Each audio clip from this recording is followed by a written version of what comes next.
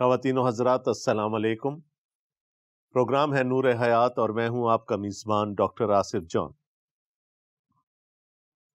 मुक़द्दस यूहन्ना के इंजीली बयान के मुताबिक यस्सु मुर्दों में से जी उठे हैं और एक बार मरियम मगदलीनी और 2 बार अपने शागिर्दों पर ज़ाहिर हो चुके हैं। यस्सु मसीह के सऊद करने से पहले अभी एक और अहम वाक़या होना ज़रूरी है और वो वाक़या है पतरस की बहाली और तकर्रुरी का। अनाजील मुतवाफ़िक़ा में इस वाक़े का बयान हमें नहीं मिलता, लेकिन मैंने आपको मुक़द्दस यूहन्ना के इंजीली बयान के तारुफ में बताया था कि यूहन्ना वो तफसीलात शामिल करते हैं जो दूसरे इंजील नवीसों ने शामिल नहीं की। ये वो अहम वाक़या है जिसके के कलीसिया पर दूररस नताइज मुरतब होने थे, तो यूहन्ना इस वाक़े को कैसे छोड़ देते। अगर हम देखें तो 21वें बाब में, जो कि इस इंजीली बयान का आखिरी बाब है, हमें पतरस ही पतरस नजर आते हैं। और क्यों ना आए, क्योंकि खुदावंद यीशु मसीह ये इरादा कर चुके थे कि वो अपनी कलीसिया की बागडोर मुकद्दस पतरस के हाथों में सौंप कर जाएंगे। पतरस यीशु मसीह का इनकार कर चुके हैं और अगर खुदावंद यीशु मसीह का मकसद उनके लिए पूरा होना है तो उनका बहाल किया जाना निहायत जरूरी था। आइए दोस्तों, आज हम मुकद्दस यूहन्ना के इंजीली बयान के आखिरी बाब यानी 21वें बाब की तरफ चलते हैं। फिर ये एक कहानी के तौर पर हमारे सामने आता है। हम इसको आयत ब आयत पढ़ेंगे और जहां किसी वजाहत की जरूरत होगी तो वहां पर उसको वाज़े कर दिया जाएगा। तो आइए देखते हैं मुकद्दस यूहन्ना का इंजीली बयान, उसका 21वां बाब और उसकी पहली आयत से। इन बातों के बाद यस्सु ने फिर अपने आप को तिब्रियास की झील के किनारे शागिर्दों पर जाहिर किया और इस तरह जाहिर किया। शमौन पतरस और तूमा जो तवाम कहलाता है, और नतनएल जो कानाए गलील का था, और जब्ती के बेटे और उसके शागिर्दों में से 2 और शख्स जमा थे।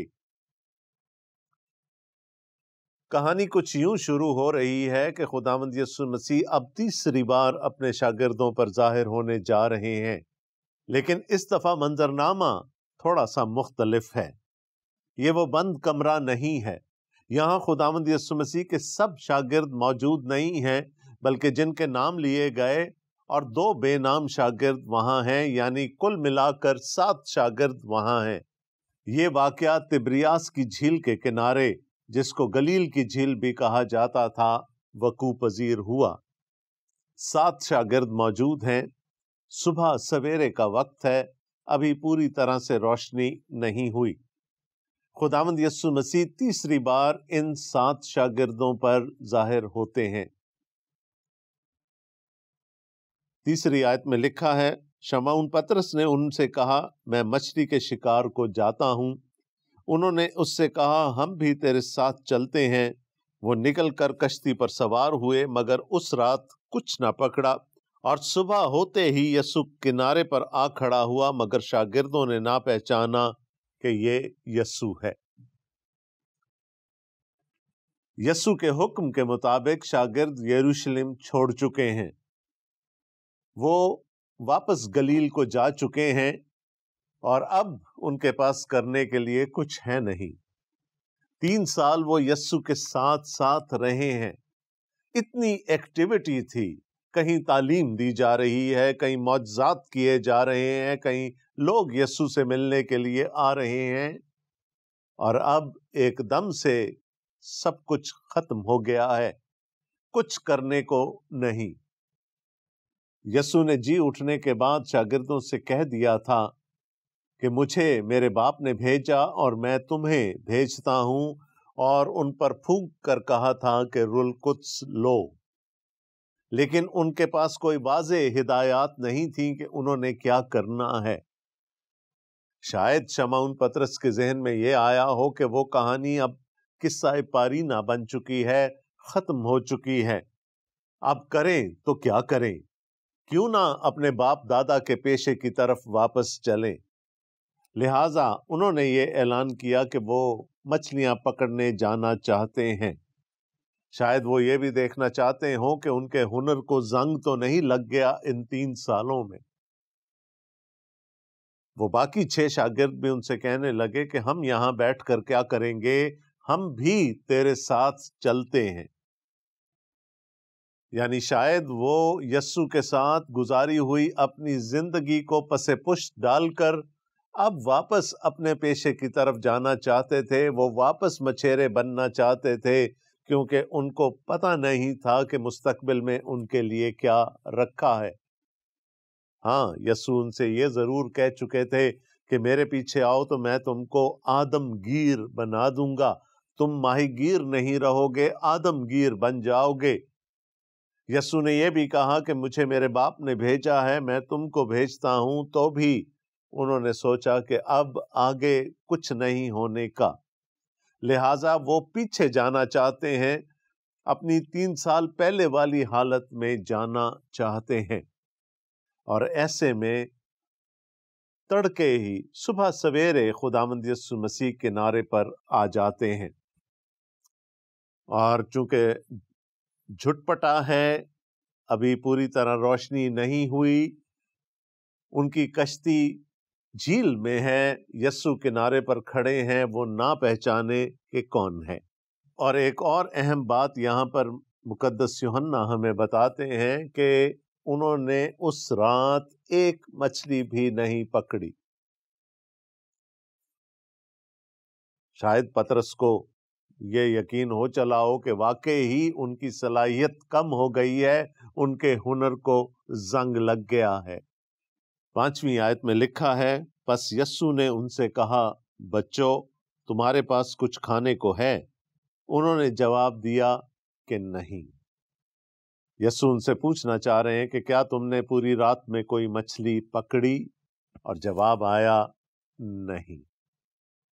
अगर आप किसी माहीगीर से पूछें कि आज कितनी मछलियां पकड़ी, तो वो पूरी तफसील के साथ आपको बता देगा कि उसने कितनी और कौन कौन सी मछलियां पकड़ी हैं।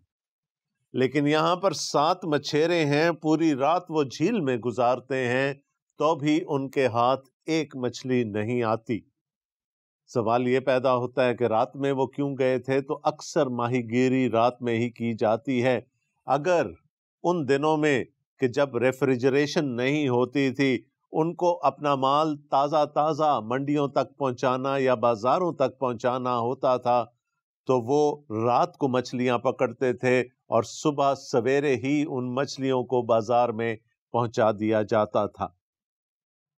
अब इस कहानी की खूबसूरती देखिए कि वो वापस जाना चाहते हैं, अपने पुराने पेशे की तरफ वापस जाना चाहते हैं, और पहली ही रात उनको मायूसी का सामना करना पड़ता है। वो एक मछली भी नहीं पकड़ सकते। यस्सु का साथ भी गया, मछली भी कोई हाथ ना आई। तो शायद पतरस बैठा सोच रहा होगा कि अब मेरी जिंदगी आगे क्या मोड़ लेने जा रही है। जब यस्सु ने सुना कि उन्होंने पूरी रात में कोई मछली नहीं पकड़ी, तो उसने उनसे कहा, कश्ती की दाहिनी तरफ जाल डालो तो पकड़ोगे। बस उन्होंने डाला और मछलियों की कसरत से फिर खींच ना सके। वो जो पेशे के लिहाज से एक बढ़ई है, वो मच्छेरों को मछली पकड़ना सिखा रहा है। हुक्म दिया कि दाईं तरफ जाल डालकर देखो तो शायद कोई मछली हाथ आ जाए। याद रहे कि उन्होंने अभी तक यस्सु को नहीं पहचाना। वो ये समझे कि कोई माहीगीर है जो किनारे पर खड़ा होकर उनकी मदद करना चाहता है। तौअन व करहन उन्होंने जाल दाहिनी तरफ डाल दिया, और लिखा है कि इतनी मछलियां उस जाल में आ गईं कि फिर वो उसको खींच ना सके। बड़ी अजीब सी बात है दोस्तों। गलील की झील में पहली सदी ईस्वी में चलने वाली कश्तियों की औसत चौड़ाई 7.5 फुट होती थी। یعنی بائیں ہاتھ میں اور دائیں ہاتھ میں صرف 7.5 فٹ کا فاصلہ ہے. 7.5 فٹ کے اس طرف ساری رات جال ڈالتے رہے، کوئی مچھلی ہاتھ نہ آئی. اور اب 7.5 فٹ دور جال ڈالا ہے اور اتنی مچھلیاں جال میں آ گئیں کہ ان کی کثرت سے وہ اس کو کھینچ کر اوپر نہیں لا پا رہے. ہے نا اچنبھے کی بات؟ اب کوئی سوال کر سکتا ہے کہ یسوع کو یہ کیسے پتا چلا؟ تو وہ تو خالق ہے، وہ مالک ہے، وہ جاننے والا ہے، خبیر ہے، اس کو معلوم تھا کہ کہاں مچھلیاں موجود ہیں. اب 7 لوگوں نے یہ واقعہ دیکھا، اس واقعے میں سے گزرے، لیکن یوحنا پہچان گیا کہ جو کنارے پر شخصیت بیٹھی ہے وہ خداوند یسوع مسیح کی ہے. اس نے کہا یہ تو خداوند ہے. کیسے پہچانا یوحنا نے؟ دیکھیں، یہ وہی یوحنا ہے جو کچھ دن پہلے خداوند یسوع مسیح کی خالی قبر میں گیا تھا، اور وہاں لکھا ہے وہ دیکھ کر ایمان لایا کہ یسوع واقعتاً مردوں میں سے جی اٹھے ہیں. یوحنا اپنے بارے میں بھی یہ کہتا ہے کہ وہ شاگرد جس سے خداوند سب سے زیادہ عزیز رکھتا تھا، اس نے خداوند کو پہچان لیا. شاید اس کے ذہن میں وہ واقعہ ابھی تازہ تھا کہ جب ایک دفعہ پہلے بھی خداوند یسوع مسیح کے کہنے پر جال ڈالا گیا تو جال مچھلیوں کی کثرت سے پھٹ گیا تھا. اور جیسے ہی اس نے یہ اعلان کیا کہ یہ خداوند ہے تو پطرس سے پھر رہا نہیں گیا. اور جیسے ہی شمعون پطرس نے یہ سنا، اس نے اپنے جسم پر کپڑے ڈالے، کیونکہ شاید وہ مچھیروں کے لباس میں تھا، لنگوٹ میں تھا. اس نے اپنا کرتا پہنا جلدی میں اور پانی میں چھلانگ لگا دی. وہ جلد از جلد خداوند یسوع مسیح تک پہنچنا چاہتا تھا. باقی شاگرد چھوٹی کشتیوں میں اس جال کو کھینچتے ہوئے ساحل تک لے کر آئے، اور لکھا ہے کہ کوئی بہت زیادہ فاصلہ نہیں تھا، تقریباً 200 ہاتھ کا فاصلہ تھا. اور اس سارے وقت میں جب وہ یہ سب کچھ کر رہے تھے تو خداوند یسوع مسیح نے وہاں پر آگ جلائی اور مچھلیاں سیکنے لگا. یاد رہے یہ وہ مچھلیاں نہیں ہیں جو شاگردوں نے پکڑی ہیں، یہ وہ مچھلیاں ہیں جو مچھلیوں کے خالق نے خود مہیا کی ہیں. اس کو معلوم تھا کہ اس کے شاگرد ساری رات پانی میں رہے ہیں، بھوکے ہوں گے، تو اس نے ان کے آنے سے پہلے ہی مچھلی پکانی شروع کر دی. لکھا ہے جس وقت کنارے پر اترے تو انہوں نے کوئلوں کی آگ اور اس پر مچھلی رکھی ہوئی اور روٹی دیکھی. یسوع نے ان سے کہا جو مچھلیاں تم نے ابھی پکڑی ہیں ان میں سے کچھ لاؤ. شمعون پطرس نے چڑھ کر 153 بڑی مچھلیوں سے بھرا ہوا جال کنارے پر کھینچا، مگر باوجود مچھلیوں کی کثرت کے جال نہ پھٹا. یسوع نے ان سے کہا آؤ کھانا کھا لو، اور شاگردوں میں سے کسی کو جرأت نہ ہوئی کہ اس سے پوچھتا کہ تو کون ہے، کیونکہ وہ جانتے تھے کہ خداوند ہی ہے. یسوع آیا اور روٹی لے کر انہیں دی، اسی طرح مچھلی بھی دی. یسوع مردوں میں سے جی اٹھنے کے بعد یہ تیسری بار شاگردوں پر ظاہر ہوا. بڑی حیرت کی بات ہے کہ ان شاگردوں میں سے کسی میں یہ ہوش تھا کہ وہ مچھلیاں گن لے. سامنے خداوند بیٹھے ہیں تو بھی لکھا ہے شمعون پطرس مچھلیاں گننے لگا، اور شاید اپنی عادت سے مجبور ہو کر گننے لگا، کیونکہ مچیرے اپنی مچھلیوں کا ریکارڈ رکھا کرتے تھے، ان کو گنا کرتے تھے، کیونکہ ان کو وہ مچھلیاں لے جا کر بازار میں فروخت کرنا ہوتی تھی. 153 مچھلیاں. اب بہت سارے لوگوں نے اس پر بہت سی تحقیق کی ہے کہ 153 ہی کیوں. شاید اس کا جواب ہمارے پاس نہیں ہے، اور یقیناً نہیں ہے. جیروم جو اوائل کلیسیا میں بائبل کے مفسر تھے، انہوں نے یہ بتایا کہ اس وقت تک یعنی پہلی صدی عیسوی تک مچھلیوں کی 153 قسمیں دریافت ہو چکی تھیں، اور شاید ان کو خداوند یسوع مسیح یہ پیغام دینا چاہتے تھے کہ ان میں وہ مچھلیاں بھی ہیں جو اس جھیل کی نہیں ہیں،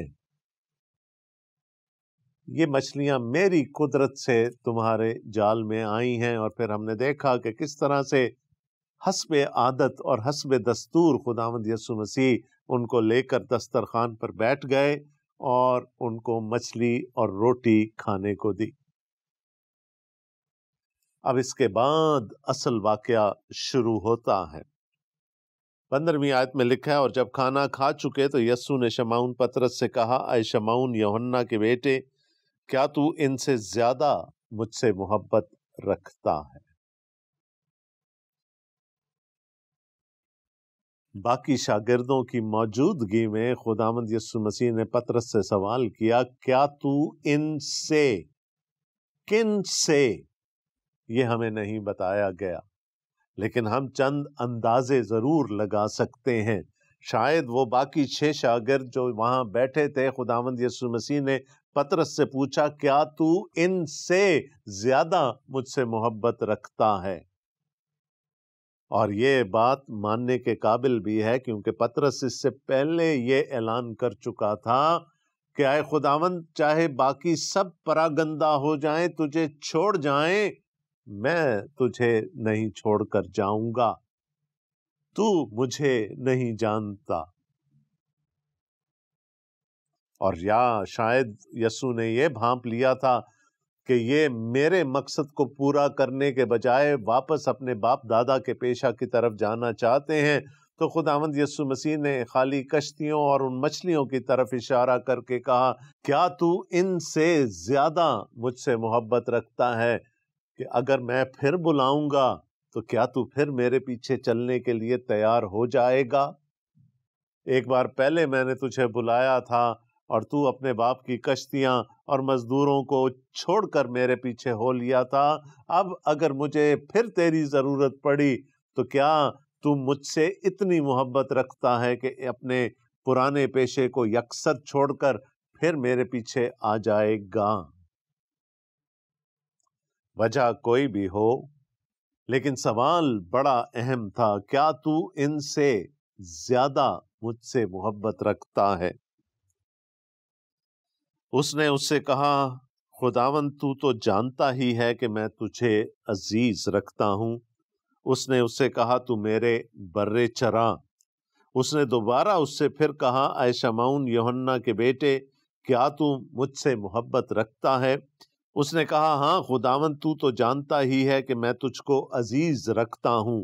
اس نے اس سے کہا، تو میری بھیڑوں کی گلہ بانی کر۔ اس نے تیسری بار اس سے کہا، اے شمعون یوحنا کے بیٹے، کیا تو مجھے عزیز رکھتا ہے؟ چونکہ اس نے تیسری بار اس سے کہا، کیا تو مجھے عزیز رکھتا ہے، اس سبب سے پطرس نے دلگیر ہو کر اس سے کہا، اے خداوند، تو سب کچھ جانتا ہے، تجھے معلوم ہی ہے کہ میں تجھے عزیز رکھتا ہوں۔ یسوع نے اس سے کہا، تو میری بھیڑیں چرا۔ یسوع نے 3 دفعہ اس سے یہ سوال کیا، کیا تو مجھ سے محبت رکھتا ہے؟ کیا تو مجھ سے محبت رکھتا ہے؟ کیا تم مجھے عزیز رکھتا ہے؟ سوال کا جواب آیا، اور جواب کے بعد پطرس کی تقرری یا کمیشننگ ہوئی۔ اب کیوں یسوع نے 3 بار پوچھا؟ شاید اس لیے کہ 3 بار ہی پطرس اس کا انکار کر چکا تھا۔ ذرا سیٹنگ دیکھیں، آگ جل رہی ہے۔ پطرس نے آگ کے کنارے کھڑے ہو کر ہی خداوند یسوع مسیح کا انکار کیا تھا۔ شاگرد مچھلیاں پکڑ کر لائے ہیں، لیکن یسوع پہلے ہی کچھ مچھلیاں مہیا کر چکا ہے، اور اب وہ کہتا ہے کہ اپنی مچھلیاں بھی لے کر آؤ۔ کیا سکھانا چاہ رہا ہے میرا مالک یہاں پر؟ کہ میں خدمت کا آغاز کر چکا ہوں، میں پہلے مچھلیاں پکڑ چکا ہوں، اب وقت آ گیا ہے کہ تم ان مچھلیوں میں اضافہ کرو۔ میں باپ کے پاس جا رہا ہوں، جو کام مجھے کرنے کو تھا وہ میں نے کر دیا، اب آگے تمہارا کام ہے۔ بہرحال اگر ہم الفاظ پر یہاں پر غور کریں، اے پطرس کیا تو مجھ سے ایگا پاؤ ہے؟ پطرس کا جواب آیا، اے خداوند ایگا پاؤ نہیں، فلیو۔ یسوع نے کہا کیا تو مجھ سے 100% محبت رکھتا ہے؟ اس نے کہا اے خداوند تو جانتا ہے کہ 100% محبت تو میں نہیں رکھ سکتا، الہی محبت میں نہیں رکھ سکتا، ہاں 60-70% محبت تجھ سے ضرور رکھتا ہوں، فلیو رکھتا ہوں۔ 2 بار خداوند یسوع مسیح نے یہی سوال کیا اور 2 دفعہ پطرس کا یہی جواب آیا۔ اگر یہ پرانا پطرس ہوتا جس نے یسوع کا انکار نہ کیا ہوتا تو وہ کہتا ہے خداوند تو جانتا ہے 100% کیا، میں تجھ سے 200% محبت رکھتا ہوں، تو مجھے جانتا نہیں ہے۔ لیکن اب وہ کیا کہہ رہا ہے؟ اے خداوند تو سب کچھ جانتا ہے، تو میری کمزوریوں سے بھی واقف ہے، میں 100% تو نہیں، ہاں کوشش کر کے 60-65-70% محبت تجھ سے رکھ سکتا ہوں۔ اور تیسری بار خداوند نے کہا اے پطرس کیا تو مجھے عزیز رکھتا ہے؟ کیا تو 60% یا 70% محبت بھی کر پائے گا؟ اور لکھا ہے کہ پطرس رنجیدہ ہوا، اس نے اپنے دل میں افسوس کیا کہ یسوع شاید اب اس کی 60 یا 70% کی محبت پر بھی شک کر رہا ہے۔ یسوع نے کہا کیا تو واقعتاً مجھے عزیز رکھتا ہے؟ کیا تو اتنی محبت بھی کر پائے گا؟ اور ایک ٹوٹے ہوئے پطرس نے کہا، جس نے یسوع کا انکار کیا تھا، اے خداوند تو سب کچھ جانتا ہے۔ پہلے وہ کیا کہتا ہے؟ اے خداوند تو مجھے جانتا نہیں، میں تو اپنی جان بھی دے دوں گا۔ اور اب وہ کہتا ہے تو مجھے جانتا ہے، میں بہت کمزور ہوں، کوشش کروں گا کہ 60 یا 70% محبت تو تجھ سے رکھ لوں۔ اور خداوند یسوع مسیح نے کہا لے میری بھیڑیں چرا۔ اگر یہ واقعہ نہ ہوا ہوتا، پطرس کی بحالی اور تقرری نہ ہوئی ہوتی، تو شاید پینتیکوست والے دن پطرس کھڑا ہو کر تقریر نہ کر رہا ہوتا، اور پھر اعمال کی کتاب کے پہلے 12 ابواب میں ہمیں پطرس ہی منظر پہ نظر نہ آتا۔ یہ ٹوٹے ہوئے پطرس کی بحالی اور تقرری ہے۔ یسوع نے کہا لے پھر میری بھیڑیں چرا۔ مجھے ایسا ہی پطرس چاہیے جو دعوے نہ کرے 100% محبت رکھنے کے، لیکن جتنی محبت وہ رکھ سکے وہ مجھ سے ضرور رکھے۔ 18ویں آیت میں لکھا ہے میں تجھ سے سچ کہتا ہوں کہ جب تو جوان تھا تو آپ ہی اپنی کمر باندھتا تھا اور جہاں چاہتا تھا پھرتا تھا، مگر جب تو بوڑھا ہوگا تو اپنے ہاتھ لمبے کرے گا اور دوسرا شخص تیری کمر باندھے گا اور جہاں تو نہ چاہے گا وہاں تجھے لے جائے گا۔ اس نے ان باتوں سے اشارہ کر دیا کہ وہ کس طرح کی موت سے خدا کا جلال ظاہر کرے گا، اور یہ کہہ کر اس سے کہا میرے پیچھے ہو لے۔ پطرس تو لمبی عمر پائے گا، تجھے میری کلیسیا کی گلہ بانی کرنی ہے، میں تجھے لیڈرشپ سونپ کر جا رہا ہوں، لیکن جب تیری موت کا وقت آئے گا تو تو صلیبی موت ہی مرے گا، کوئی تیرے بازو پھیلا دے گا۔ اور یہ محاورہ ہے صلیبی موت کی طرف، اور یقیناً دوستو پطرس رسول صلیبی موت ہی سے مرے تھے، بلکہ انہوں نے یہ کہا تھا کہ مجھے صلیب پر الٹا ٹانگا جائے،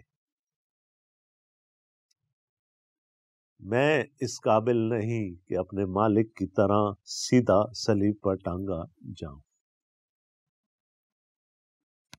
یسوع نے بتا دیا کہ پطرس کا مستقبل کیا ہوگا۔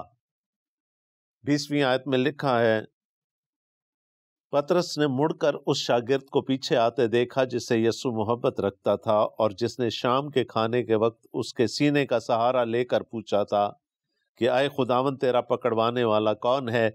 پطرس نے اسے دیکھ کر یسوع سے کہا اے خداوند اس کا کیا حال ہوگا؟ یسوع نے اس سے کہا اگر میں چاہوں کہ یہ میرے آنے تک ٹھہرا رہے تو تجھ کو کیا، تو میرے پیچھے ہو لے۔ پس بھائیوں میں یہ بات مشہور ہو گئی کہ وہ شاگرد نہ مرے گا، لیکن یسوع نے اس سے یہ نہیں کہا تھا کہ یہ نہ مرے گا، بلکہ یہ کہ اگر میں چاہوں یہ میرے آنے تک ٹھہرا رہے تو تجھ کو کیا۔ یہ وہی شاگرد ہے جو ان باتوں کی گواہی دیتا ہے اور جس نے ان کو لکھا ہے، اور ہم جانتے ہیں کہ اس کی گواہی سچی ہے۔ اور بھی بہت سے کام ہیں جو یسوع نے کیے، اگر وہ جدا جدا لکھے جاتے تو میں سمجھتا ہوں کہ جو کتابیں لکھی جاتی ان کے لیے دنیا میں گنجائش نہ ہوتی۔ پطرس یوحنا سے بہت محبت رکھتا تھا، اور اس کا ثبوت یہ ہے کہ ہم نے ان دونوں کو خداوند یسوع مسیح کی قبر کی طرف ساتھ جاتے دیکھا، اور آگے اعمال کی کتاب میں بھی ہم ان کو ایک جگہ پر دیکھتے ہیں۔ جب پطرس کو یہ پتا چل گیا کہ وہ کون سی موت مرنے کو ہے، تو اس نے یوحنا کی طرف اشارہ کر کر خداوند یسوع مسیح سے پوچھا کہ اس کا مستقبل کیا ہوگا۔ یسوع نے کہا تجھے اس کے مستقبل سے سروکار نہیں ہونا چاہیے، میں نے تجھے تیری خدمت دے دی، تو اس کی فکر کر، یہ کیسی موت مرے گا یہ جاننا تیرے لیے ضروری نہیں، اور اگر میں چاہوں تو یہ میری دوسری آمد تک بھی زندہ رہ سکتا ہے۔ اور یوحنا خود ہی بتاتے ہیں کہ یہ بات مشہور ہو گئی کہ شاید میں نہیں مروں گا، لیکن یسوع نے یہ نہیں کہا تھا۔ یسوع نے تو سرسری ایک بات کر دی تھی کہ اگر میں چاہوں تو ایسا ہو سکتا ہے۔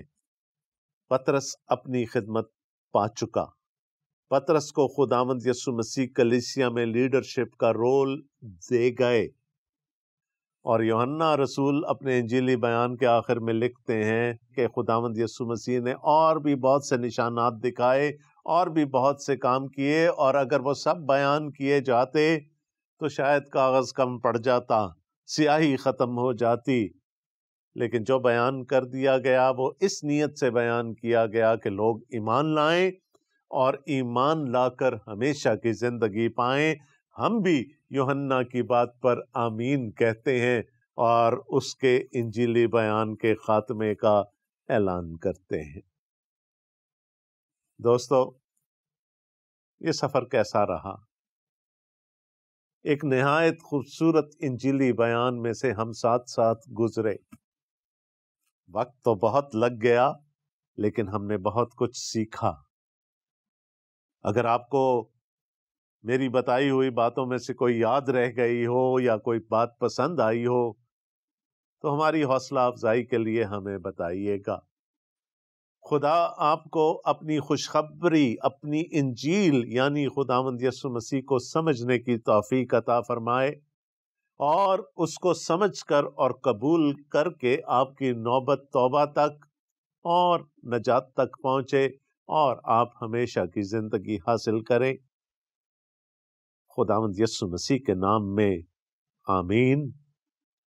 اپنے میزبان کو اس پلیٹ فارم سے اجازت دیجیے گا۔ خدا حافظ۔